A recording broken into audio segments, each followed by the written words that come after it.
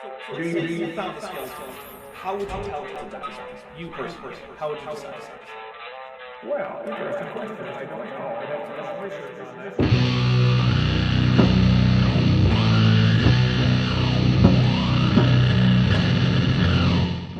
Hey there YouTube, the Dapper Dinosaur here. We're picking up right where we left off with the late and not so great David Menton telling us what is unique about birds, but never actually bothering to tell us what a dinosaur is, which means that nothing he said has mattered at all to his point. If you want to say that Group Y is or isn't in Group X, first you need to have a clear definition of Group X, but oh well, let's dive back into why birds are unique, along with Menton just getting a lot of that wrong anyway. Well, let's just take a look at that synsacrum. I mentioned that that's the hip bone. Our hip bones have a lot of fusion too. Our ilium, ischium, and pubic bones are all combined into a hip bone on each side. So we have two. And then the sacrum is 5 vertebrae all fused together. But the bird has about 20 bones all fused to make its hip. And let me show you a high-powered view of what that synsacrum in the blue ring there looks like. Looks an awful lot like this dinosaur hip, but uh-oh, we're getting red arrows pointing at the pubis bones. Let's see if David here says that because they don't meet at the center line, birds aren't dinosaurs without ever bothering to say if a pubis bone that meets at the center line of an animal is an actual characteristic of dinosaurs. This is a single bone, that's the spelling, synsacrum, and to me it's one of the most marvelous pieces of engineering, at least bone-wise, in the bird's body. That single piece of bone is so thin, you can shine light through it. Yeah, and small birds do that with an ostrich. And yet it's very strong. So it gives away some of the flexibility of the hip that we have in our hips, but gets tremendous strength at low weight. Or at high weight, which is one of the reasons so many dinosaurs could grow so large. But come on, man. Let's get to the red arrows. You can see where the femur would attach, right here, the head of the femur. Hey, look at that hip socket, or acetabulum. It's an open ring of bone. That's called an open acetabulum, and it's one of the key defining traits of a dinosaur. If you have an open acetabulum, you've got a dinosaur. I guess birds were dinosaurs all along. And of course that would slope forward to the knee, that would be the balance point. He just glossed over the most obvious counterpoint to his whole talk so far. To be honest, I don't know what else I would expect. Now this bone right here, that would be the ilium, right under the pointer. That would be comparable to our bone that's under the belt, the hip bone that's under the belt. And then below that, we have the ischium down here. That would be like the bones we sit on. When we sit on our ischial tuberosities that kind of point to the back on our hip. And then, I love this right here. These are the pubic bones. They look like 2 pieces of wire. And they're widely separated and they're going to the rear. On most creatures, the pubic bones go to the front. Yep, including most theropods from the fossil record, and birds are theropods, but interestingly, you can actually see the position shift from forward to backward facing as you get closer and closer to birds in a cladogram of theropods. Which, you know, is not only great evidence that evolution is true, but is also a fun confirmation predicted from evolution. In fact, there's 2 kinds of dinosaurs. There's the bird hip dinosaurs and the lizard hip dinosaurs. The bird hip dinosaurs do in fact have part of their pubic bone going to the back, but the sad news is evolutionists don't believe the bird hip dinosaurs evolved into birds. The reason for that is they're the dinosaurs that walk on 4 legs like the big sauropods. Holy crap, dude. Sauropods are not bird hip dinosaurs. They're lizard hipped. And they have the most specializations in the way of horns and plates and armor and what have you.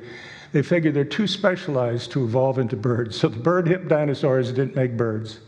Nope, it has nothing to do with their being specialized. It's that we actually have transitional fossils going all the way from animals like Allosaurus to animals like a duck. No particular need to speculate.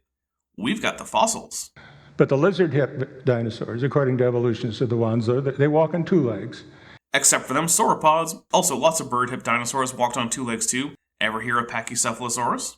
And they believe they're the ones that produce the birds. Speaking of lizard hip, they say that a T-Rex, which would be a theropod dinosaur, the kind that evolved into birds according to evolution. Specifically a Coelurosaur, which is the kind of theropod that evolved into birds. But But there we go, using that word kind again as a non-technical term. They say that a T-Rex has a synsacrum. You got a good look at that synsacrum?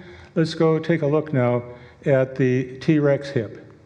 God forbid we take a look at the hip from the same angle as the bird hip, that is, looking down at the dorsal side. That might show that Menton was wrong. Instead, let's look at the left side, where we can't even see the bone fusion that defines the synsacrum. That's not dishonest at all. Does that look similar to you? Not even close. Yeah, because the similarity is deliberately hidden. Like, this is just a straight up lie to the audience. In fact, I had to, while writing this bit, go take a break so I could come back calmly and continue the script. Just like in our own hip, there's a big iliac blade on top, that would be under our belt. Here are the ischial bones going to the back. And look at these pair of bones fused together, forming a big skid. They're the pubic bones. I can't think of anything more unlike a bird than that hip. I can. The human hip. But also, let's see those sacral vertebrae. I bet they're tightly fused to the whole complex, aren't they? You know, because that's what a synsacrum is. That massive skid down there, and most dinosaurs, the two-legged ones, have massive pubic bones. I believe they sit on those. They put their weight on that when they squatted down. Yep, but hey, not all dinosaurs were birds. We've gone from just not defining dinosaurs to pointing out that non-bird dinosaurs aren't birds. None of this, however, is how one could even begin to show that birds aren't dinosaurs. You can't point out that whales aren't mammals by pointing out that moose don't have blowholes. Now, for a bird to lay eggs, you can't have all this stuff in the way. Seems like that would depend on the size of the egg relative to the size of the bird. I mean, all dinosaurs laid eggs, and T-Rex seems to have managed to do so through that hip he just showed us. The whole abdominal area has to be open. Think of this. A chicken lays an egg that's a pretty good proportion of the size of its body. I mean, it's big. How big is an egg from a full-grown T-Rex? Well, eggs have an upper size limit because they have to diffuse gas through the eggshell or the fetus will suffocate. As a result, they can't be much bigger than an American gridiron football. It's the size of a football. Well, a football to a T-Rex would be like a BB to a chicken. It wouldn't require any special hip structure at all to lay a BB. But for a bird to lay eggs the size they do, the whole pelvic area is very, very different, very, very open, with these thin pubic bones going to the back. Yep, like I said, T-Rex wasn't a bird, so we shouldn't expect it to have the characteristics unique to birds among dinosaurs. So there's that big old heavy skid under the triangle there. Well, these are the other bones that are so remarkable. The synsacrum is, and then the coracoid. Even humans are said to have coracoid bones. There are little processes that come off our scapula called the coracoid process. From what I've been able to find, the coracoid process is just a bit of the scapula and doesn't actually form its own bone, but I'll be honest, I may well be wrong about that. It could be that it forms as a separate coracoid in an embryo and then fuses to the scapula, but generally mammals are analyzed as lacking a coracoid bone, unlike other tetrapods, all of whom have both a scapula and a coracoid. But no creature, and that includes dinosaurs, have coracoid bones like you see in a bird. They're shown in blue here. Birds are unique. That's how you can tell they're birds. But again, many of the animals AIG calls birds actually lack this arrangement of the coracoid. And what they are bony struts that extend from the sternum, just like we have a sternum tubie, from the top of the sternum up to the shoulders. And those bones are capable of swinging like this, and that swing is controlled by a spring, and the spring is the wishbone right here. Oh hey, the wishbone, or furcula, a fusion of the clavicles that's unique to theropods. Once again, making birds dinosaurs. Neat. So when the powerful muscles make the wings go up and down, and by the way, the wings are not attached here. This is the shoulder blade, very thin on a bird. When the wings go up and down, there's tremendous force here. And if you didn't have these bony struts to hold the shoulders would move about. See, in our body, the only bony attachment of our arm to the rest of our body is through our collarbone. That wouldn't work very well for having powerful muscles to fly with. Probably why birds aren't built like humans. It's almost like different organisms with vastly different lifestyles tend to have different anatomy. How unexpected. The flight muscles of a bird, the muscles that make the wings go up and down, can be about 20 to 40% of the total body weight of the bird. I don't know if that's true, but it doesn't seem crazy to me, and frankly, I don't really care to look it up. If you happen to know and you're watching this, leave a comment about it. But as is, right now, I can't see how this is relevant, because it doesn't preclude birds being dinosaurs. Dinosaurs don't stop being dinosaurs if their shoulder muscles grow too big. Compare that to the skeleton. The skeleton is so light in a bird it makes up about 5% of the body weight. Interestingly, all dinosaurs had deceptively light skeletons. If you had any dinosaur, birds included, and a similarly sized mammal, that mammal would be significantly heavier, because dinosaurs, like archosaurs generally, have heavily pneumatized skeletons. So once again, hooray for being shown another commonality between birds and dinosaurs. So the big muscles for flight are right here in the chest.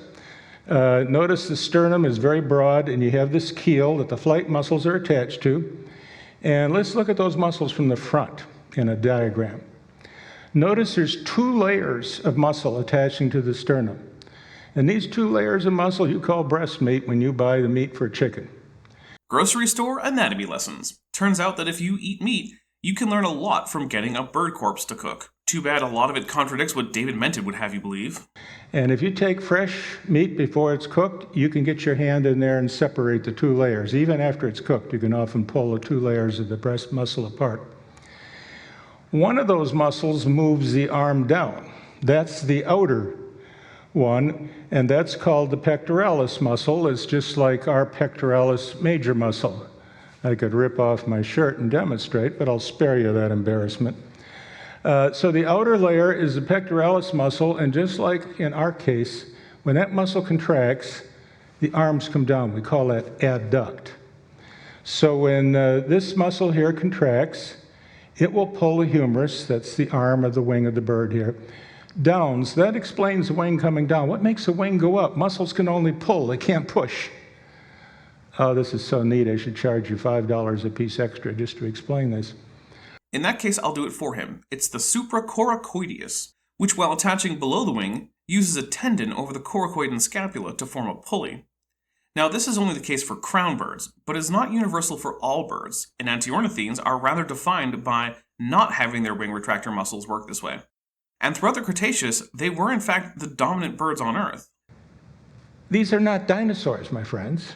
I hope this is getting to be obvious, but we have more things for you. It's not obvious in the least, because we haven't even begun to have the discussion whether birds are dinosaurs. All we've been told is some things that are unique to birds, and some things that are supposed to be unique to birds, but aren't. So that makes the wings go up and down. So the bones of a bird and the muscles of a bird and the way the bird moves its limbs to fly is unique to birds.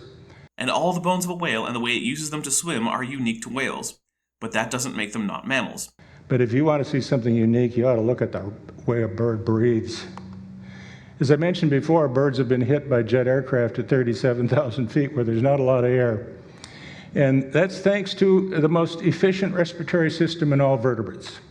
And which in overall form and function is shared not just by dinosaurs like Majungasaurus, but even by pterosaurs, those flying reptiles that are not dinosaurs. So if it was inherited by all of them, then not only is the respiratory system universal in dinosaurs, it might just be universal in all archosaurs, more closely related to dinosaurs, than to crocodiles.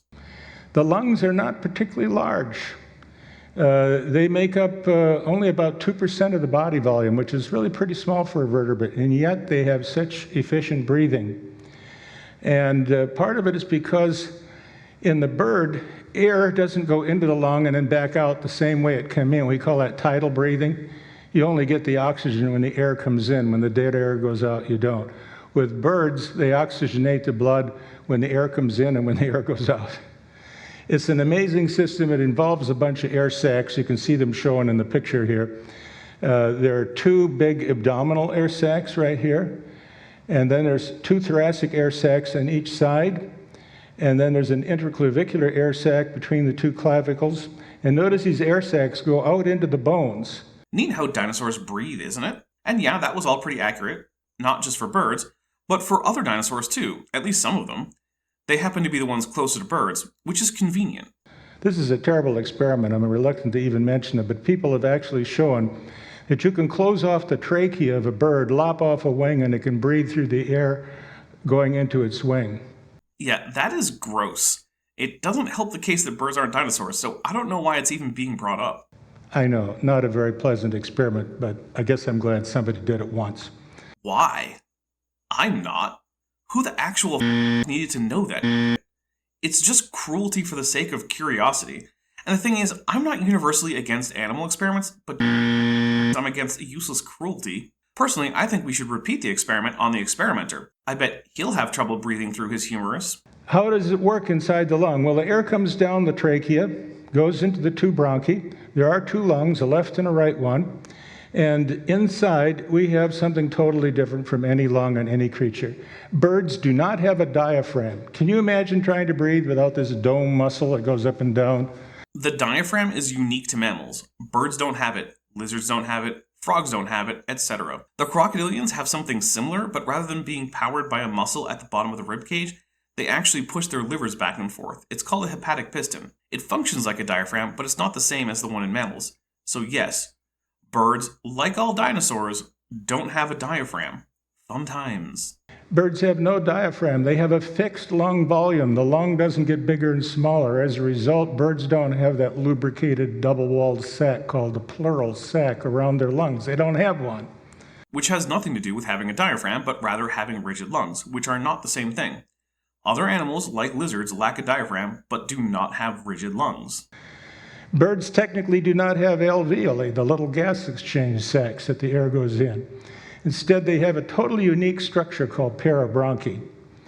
It's a flow-through air system. The flow through the lung is continuous. The flow is unidirectional, so it's not going in and out the same part of the respiratory part of the lungs. And it involves all these air sacs. By the way, we also have air sacs going out into the neck. If you've seen birds that can puff up their neck during courtship, it's these cervical air sacs. Fun fact, those cervical air sacs were important to sauropods because they help reduce weight in the neck. It's almost like birds are dinosaurs, right? This is the way the lung, it's hard to follow this, it's very complicated, but suffice it to say, we're showing you two of the air sacs, and in the middle here is where we have these parabronchi. This is inside the lung. So as air goes through the lung and through these parabronchi, gas exchange is occurring along the side of the tube. The air goes into a sac and then comes back through the lung again, but a different tube, and so it can get oxygen going in and coming out. This is the path of air during inhaling. Going through the parabronchi just shows it going through one, but it would be going through all those parabronchi shown there. And then on exhaling, the sacs would contract, sort of like bellows, and the air goes back out through again. An excellent demonstration of the theropod respiratory system. And notice he hasn't even tried to otherwise characterize the theropod respiratory system, except by seeming to falsely imply that theropods have a diaphragm. And what contracts the sacs? Really the muscles that are in the body. These air sacs are sandwiched between all of the muscles. That is actually an interesting difference between dinosaurs and other organisms.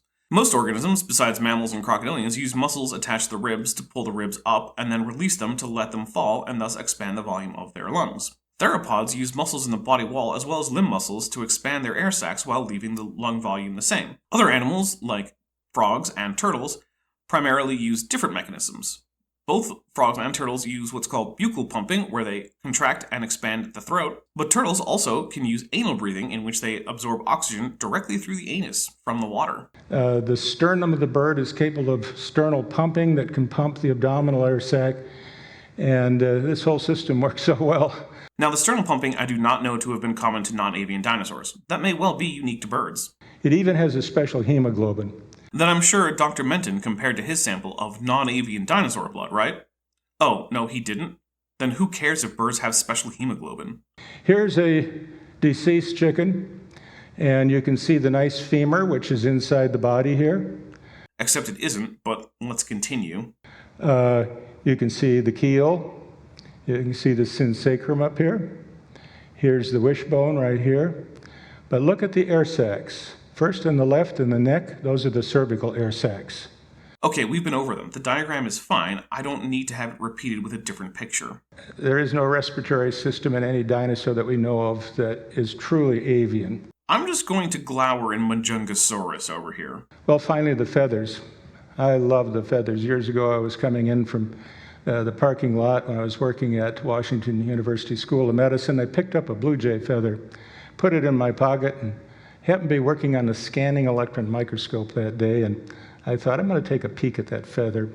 So I prepared it to put it into the scope.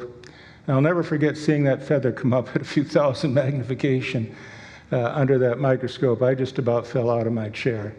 Feathers are really cool. Even parasites love them. Let's take a look at the feather. A few interesting things about it. It's lightweight and yet strong. That's keratin for you. Feathers are waterproof, but they're just not naturally waterproof. They have to be made waterproof. And now we'll find out one of the reasons birds have such a long neck. This particular bird's an anhinga. You can see them down in Florida. Notice that long serpentine neck. Birds can use that long neck for a lot of reasons, in this case being underwater and kind of sticking their head out. Oh hey, that's one of the birds Menton was lying about when he said that birds that swim do so by using their wings to fly underwater. Like its relatives, the cormorants and shags, once again birds were named by a 12-year-old boy, it swims with its feet. But most birds, located right about here, just above the base of the tail, is a gland called the uropygial gland. And that gland makes oil. Well, it makes lots of things, but oils are among them. Basically, it's the go-to for all the chemicals needed for preening. It's sort of like beards got tired of going to the salon, so they decided to grow all of the salon's hair care products right on their butts. Now that's handy. And the bird actually takes its beak, and thanks to this long neck and all these vertebrae, manages to get its beak all the way back. It would be like back to my belt back here where I have a battery pack for the microphone. I've tried it myself. I can get my head about this far and no further. And birds are able to get their beak all the way back there, and they pick up oil, and they work the oil into the feathers as they preen the feathers. You see, you just don't want to put feathers on anything without thinking about one big problem, and that's high maintenance. Yep, dinosaur skin might not be as full of gross pores as mammal skin, but that doesn't make it easy to maintain. And yes, feathers are a structure of the skin. Birds spend about 20-30% of their waking hour in feather maintenance. If they want to put feathers on a T-Rex, how much time do you think the T-Rex is using its big old teeth to groom and rehook all of its feathers? None. T-Rex isn't close enough to birds to have likely had anything but simple hollow filaments as feathers. Further, it certainly wasn't using them for aerodynamic or hydrodynamic purposes, so they don't need to be carefully arranged. As for thermoregulation, I doubt T-Rex needed them for that either, at least as an adult. It was large enough that simply its big size would have kept its core body temperature relatively high. Now, could it have had feathers? Maybe, but we don't have any evidence for them, and we do have a fair few skin impressions from the animal, so I doubt that it did. But if it did, then they were probably fairly sparse, kind of like the hair of an elephant. Where does it get the behavioral pattern to do it? Does it have an oil gland? Maybe it doesn't need one because it doesn't have any purpose for the feathers anyway. Yeah, I doubt it had an oil gland. But you know what? Oil glands are super bad at leaving behind fossils. So I don't think Menton knew if any dinosaur other than living birds had one. Now, this particular bird you're looking at is one of the few, it belongs to a group like the cormorants, that do not have a uropygial gland that will oil the feathers, making them waterproof. Well, it's present in embryo, but it's non-functional as an adult. Almost like maybe there was some kind of evolution going on in the suliform birds, that is, gannets, boobies, again with a 12-year-old boy, frigate birds, anhingas, cormorants, and shags. Therefore, when the anhinga goes in the water, it lets out all the air from its air sacs. Its feathers soak right through the way your clothes do when you fall in the swimming pool, and they sink to the bottom. They live in shallow water like the Everglades. You see a very similar bird in Australia called the Australian snake bird. It's just like the anhinga.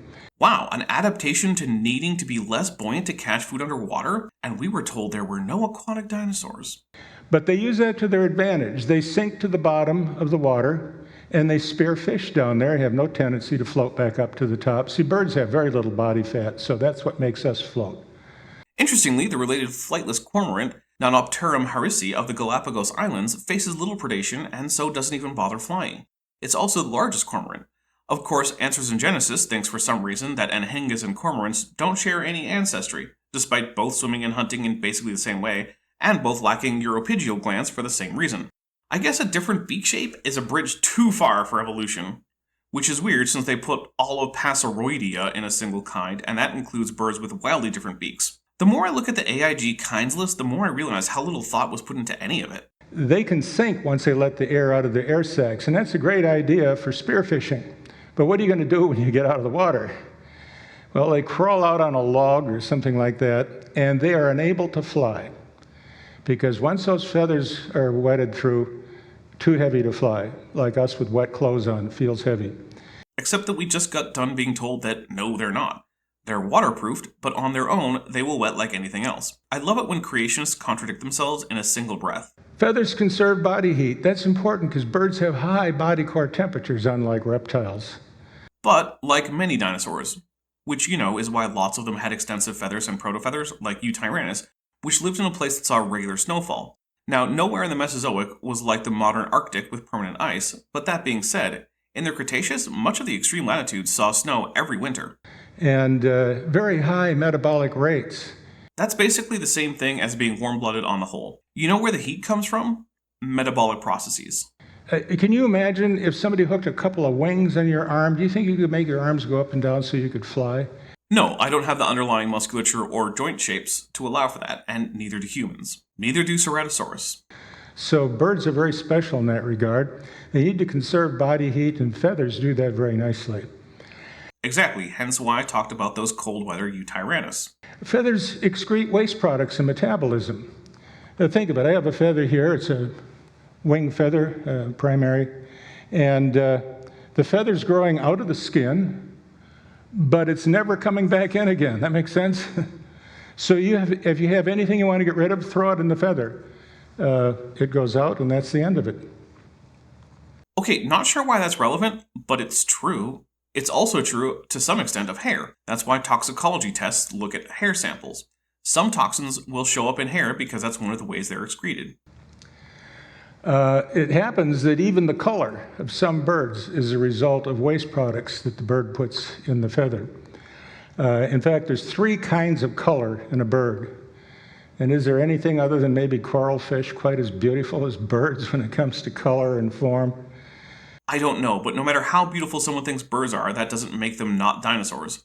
But again, how would we know that as an audience? We haven't had dinosaur defined. And interestingly enough, in non-bird dinosaurs, we have actually detected microscopic melanosomes, the structures which bear melanin, giving organisms this color, and we can even tell the difference between black and rufous melanin, which is how we know that Anchiornis was mostly black with lighter colored bands on the primaries and secondaries, as well as a reddish crest. And no, that animal is not a bird.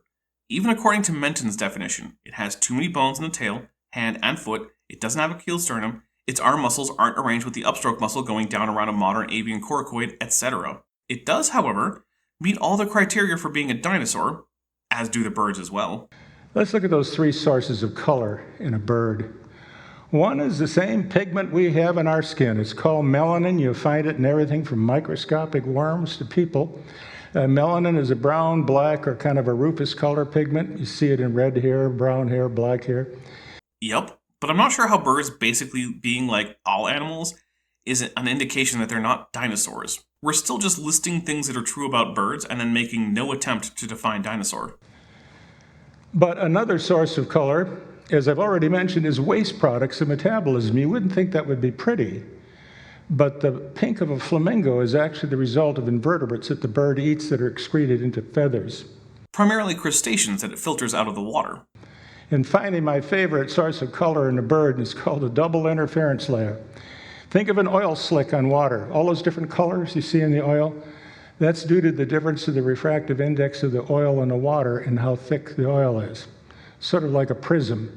So all these iridescent colors, like that hummingbird in the lower right-hand corner of this block of pictures. And once again, we have detected this feature in the feathers of an animal that is definitely, but also certainly not a bird, Microraptor, which we now know to have been mostly black with an iridescent sheen kind of like that of a crow or raven. Neat how this trait straight from non-avian dinosaurs is carried through to this day in modern avian dinosaurs. Is due to optics, like prism, light going through a prism, so any color, red, orange, green, blue, indigo, violet, whatever, can all be produced. Now you put all these sources of color in the hands of our Creator, and this is what he does. Citation needed. Also, that's question begging, assuming the conclusion to argue for the conclusion. You know what amazes me here, besides just plain beauty? There's not a single example of poor taste Every bird is magnificent. I mean, I get up in the morning, I put on the tie and the shirt. My wife says, that shirt doesn't go with that tie. Da, da, da. She's absolutely right. I just don't have the taste. I know when things look good. I just can't always figure it out myself. And I look at birds and I think, Lord, what a sense of beauty. What an impeccable taste. Yeah, the marabou stork is gorgeous. And look at the potu. Those eyes are in no way a miscarriage of aesthetics. But even if it were true that all birds were beautiful, it still doesn't help with the case that they're not dinosaurs. Well, going on in the feathers, the actual shape of a feather produces lift. If you take a feather like this and you move it through the air, it's like an airplane wing. You can feel the lift. Well, for flight feathers, down feathers, bristles, phyloplumes, contours, and semiplumes don't do that. But also, birds have had about 150 million years of time to adapt their feathers to optimum flight shape. I'm not surprised that after all that time, they're well adapted to flight. And then there are muscles that control the orientation of particularly these bigger feathers. So this feather would stick in the skin about maybe a half inch or so, and it would have muscles attached to it. And it would have muscles that would allow the feather to be moved forward in the skin, to be moved backwards. It has muscles to elevate the feather and to depress it. And oh, my favorite, it has spiral muscles in the feather follicle that go around in a spiral pattern, and when they contract, these big feathers open and close like Venetian blinds. Hey, I got a question for you. How's dumb luck working for you so far?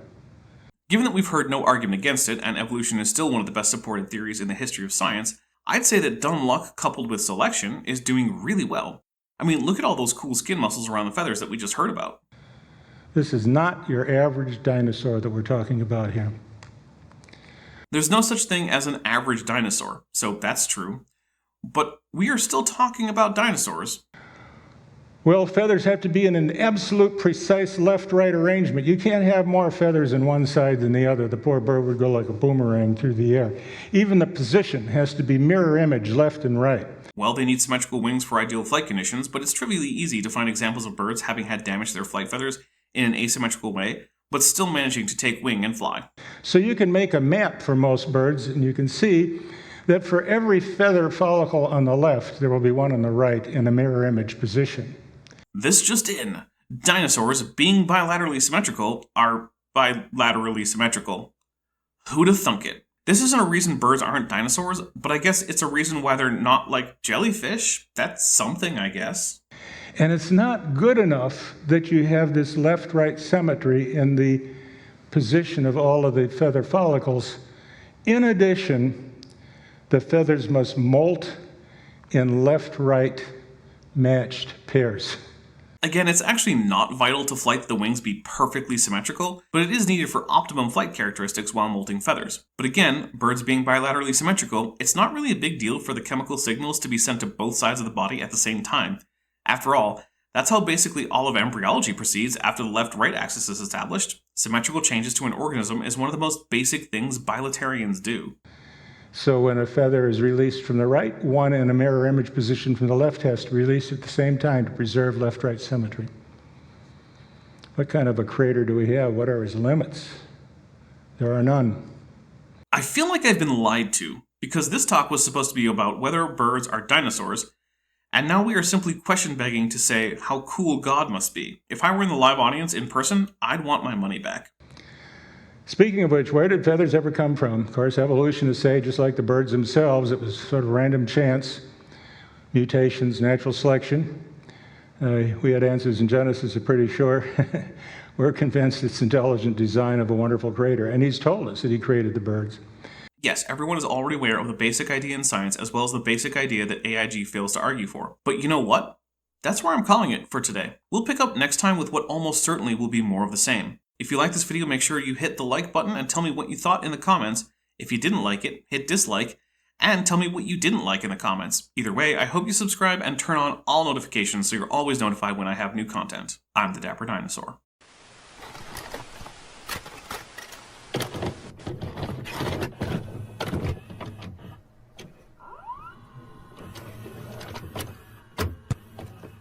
Thanks for watching, but before you go, I just want to say a special thank you to my channel members and my patrons, especially those pledging $20 or above.